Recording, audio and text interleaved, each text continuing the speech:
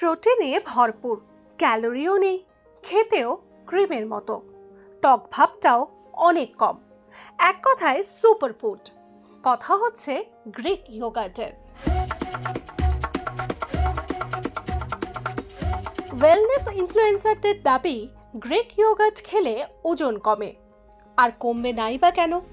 100 গ্রাম Greek ইয়োগার্টে মাত্র 60 calorie থাকে, আর fat মাত্র 0.5 মিলিগ্রাম।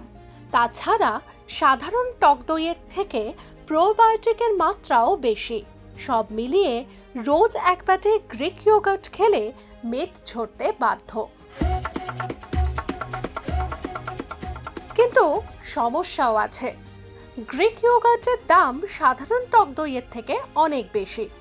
100 গ্রাম টক দইয়ের দাম যেখানে 20 টাকা, গ্রিক ইয়োগার্ট সেখানে প্রায় 50 টাকা।